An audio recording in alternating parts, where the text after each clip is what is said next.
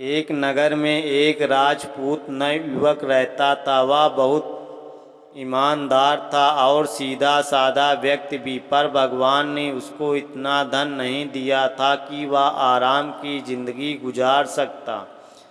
इसलिए वह मन ही मन बहुत दुखी रहता था।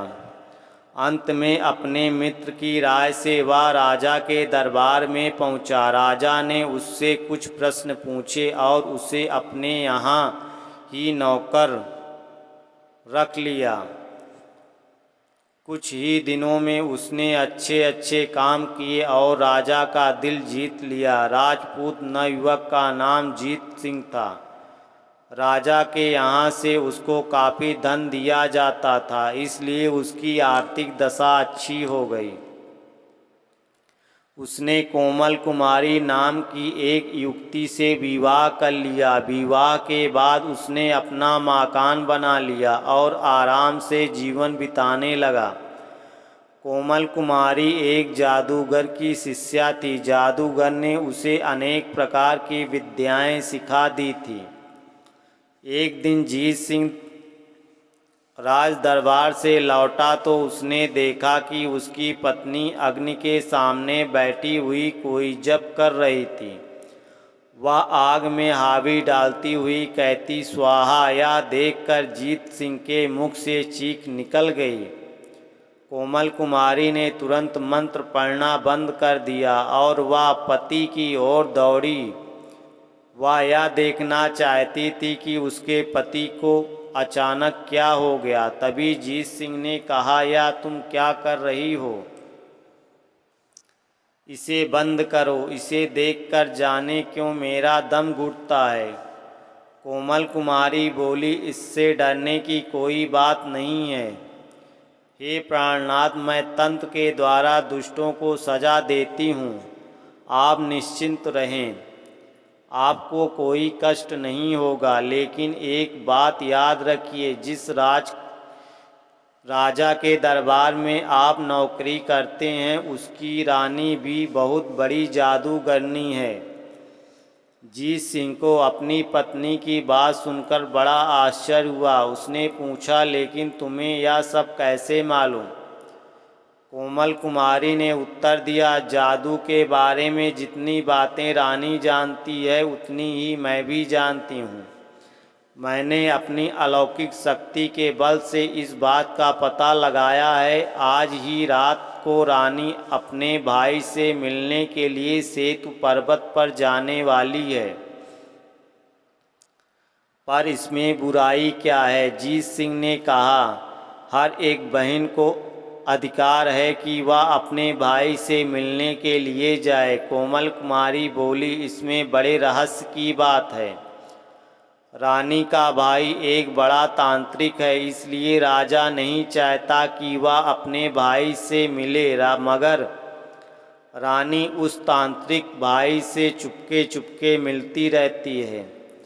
जीत सिंह कहने लगा, सेतु पर्वत तो यहाँ से 400 कोस से कम नहीं है, वह इतनी जल्दी कैसे पहुँच जाएगी? कोमल कुमारी ने कहा, रानी ने पीपल पर एक देवता पाल रखा है, वह उसी के कंधे पर बैठकर सेतु पर्वत जाएगी। अगर आप चाहें तो उसे जाते हुए देख सकते हैं। जीत सिंह सीधा राजा के पास पहुंचा। उसने अपनी पत्नी के मुख से जो कुछ सुना था सब सच सच बता दिया।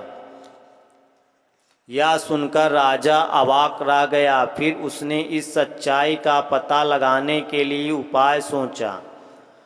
रात को वह अपने बिस्तर पर न सोकर सीधा पीपल के पेड़ पे जा छिपा। पलंग पर उसने अपने नौकर को चादर उड़ाकर सुला दिया ताकि रानी को कोई संदेह न हो। आधी रात को रानी चुपचाप उठी और पीपल के पेड़ के पास जाकर खड़ी हो गई। कुछ देर चुपचाप खड़ी रहने के पश्चात उसने एक मंत्र पढ़ा। वह पेड़ का देवता प्रकट हो गया। रानी ने उससे कहा, मुझे अपने कंधे पर बिठाकर सेतु पर्वत ले चलो। देवता ने रानी को कंधे पर बिठाया और सेतु पर्वत की ओर उड़ चला। राजा अपनी रानी की यह हरकत देखता रह गया। वह अपने कमरे में लौट आया और नौकर को हटाकर स्वयं पलंग पर लेट गया, पर उसकी आंखों से नींद जा चुकी थी। वह अपनी रानी के बारे में सोचने लगा। सोचते सोचते उसे नींद आ गई। सुबह को जब उसकी आंख खुली तो उसने देखा कि रानी अपने महल में सो रही है। यह देखकर पहले तो उसे आश्चर्य हुआ कि रानी इतनी दूर गई और एक ही रात में लौट आई, लेकिन जादू के द्वारा सब कुछ संभव है। इस विचार ने उसकी सोचने की धारा बदल दी। दासियों ने रानी को उठाया तो राजा ने उससे पूछा, रात में तुम कहाँ गई थी? रानी समझ गई कि राजा को पता चल चुका है कि मैं अपने भाई से मिलने गई थी। अतः उसने कहा, जब आप सब जानते हैं, सब कुछ देख लिया, तो मुझसे क्यों पूछ रहे हो?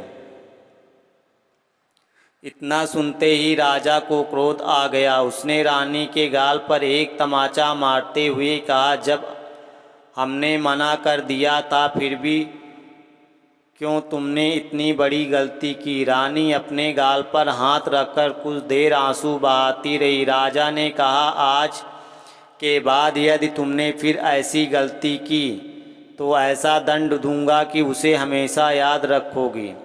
रानी समझ गई कि अब राजा उसे अवश्य दंड देगा और वह बिना अपने भाई से मिले रह नहीं सकती, इसलिए कोई ऐसी तरकीब करनी चाहिए जिससे सांप भी मर जाए और लाठी भी ना टूटे। आधी रात को जब राजा गहरी नींद में सो गया तो वह राजा के कमरे में आई। उसने एक मंत्र पढ़ा और पानी के छींटे राजा के ऊपर छिड़के। राजा कबूतर बन गया। रानी ने कबूतर को सोने के पिंजरे में बंद करके पिंजरा महल में टांग दिया। सुबह को राजा जब अपने कमरे में नहीं मिला तो सभासदों को चिंता हुई। मुख्यमंत्री ने राजा को खोजने के लिए चारों ओर संदेशवाहक भेजे।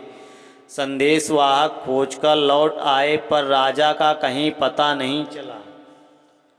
अब मुख्यमंत्री के सामने नई समस्या आकर खड़ी हो गई। वह सोचने लगा कि राजगद्दी पर किसे बिठाया जाए। अंत में वह रानी के पास पहुंचा। रानी ने चिंता का कारण जानने के बाद कहा कि सेतु पर्वत पर मेरा भाई रहता है। उसके 2 पुत्र हैं। बड़े पुत्र को मेरा भाई कहीं जाने नहीं देता है, पर छोटा पुत्र हमारी सहायता कर सकता है। ऐसा विचार कर रानी ने मंत्री को एक पत्र लिख कर दिया। फिर कहा कि आप एक दूत को यह पत्र देकर सेतु पर्वत पर भेज दीजिए। मेरे भाई साहब अपने पुत्र को दूत के साथ कर देंगे। मंत्री ने ऐसा ही किया। रानी का भतीजा सज्जन सिंह राजगद्दी का मालिक बन बैठा, पर शीघ्र ही उसने प्रजा को सताना शुरू कर दिया। रानी के पास शिकायतें आती तो वह सुनी अनसुनी कर देती। इससे प्रजा में असंतोष फैलने लगा। प्रजा अच्छी तरह समझ गई कि यह सब रानी की ही सोची समझी चाल है, इसलिए प्रजा रानी से इसका बदला लेने के बारे में सोचने लगी। धीरे धीरे 2 माह गुजर गए। लोग अपने काम धाम में इतने डूब गए कि राजा के अत्याचारों को सहन करने की उनकी आदत पड़ गई। तभी प्रजा के बीच जीत सिंह आकर रहने लगा। उसने प्रजा की सहायता करके उसका दिल जीतना शुरू कर दिया। प्रजा ने अपने दुख का कारण उसे बताया। उसने लोगों से कहा, तुम लोग चिंता मत करो, मैं गुप्त रूप से खोज करूंगा कि राजा जीवित हैं या उनकी मृत्यु हो गई। जीत सिंह ने उस राजा सज्जन सिंह का भी दिल जीत लिया। सज्जन सिंह ने उसे देखा कि युवक प्रतिभावान है, अतः उसे सेना नायक बना दिया। उन दिनों ये बात बहुत प्रतिष्ठित का मान माना जाता था, अतः जीत सिंह का आना जाना महल में भी होने लगा। एक दिन उसने ताड़ लिया कि जब कभी वह सोने के पिंजरे में बंद कबूतर की ओर देखता है तो कबूतर उसके चेहरे पर आंख गड़ा देता है। आखिर ऐसा क्यों? उसके पीछे क्या रहस्य है? वह बार बार सोचने लगता, एक पक्षी ऐसा क्यों करता है? उन प्रश्नों ने जीत सिंह को बाध्य कर दिया कि वह कबूतर को हासिल करके और फिर इस रहस्य का पता लगाएगा। लेकिन क्या रानी उसे यह कबूतर देने के लिए राजी हो जाएगी? शायद वह ऐसा कभी ना करेगी। वह कबूतर के बारे में जानने के लिए राज दरबार के छोटे बड़े सभी लोगों से मिला। सभी ने अपनी असमर्थता प्रकट की। अंत में वह राज्य के मुख्यमंत्री से मिला। मुख्यमंत्री ने कहा, या तो मैं भी नहीं जानता कि कबूतर को राजमहल में कौन लाया, पर इतना मालूम है कि रानी साहिबा राजा की तरह इस कबूतर के प्राण ठिकाने रखती है। वह इस कबूतर को किसी भी कीमत पर किसी दूसरे को देने के लिए तैयार नहीं होगी। इसलिए मेरी बात मानो और कबूतर को प्राप्त करने का विचार मन से निकाल दो। मुख्यमंत्री के शब्दों ने जीत सिंह को शंका की ओर और पक्का कर दिया। वह समझ गया यह कबूतर किसी विशेष रहस्य को छिपाए हुए है।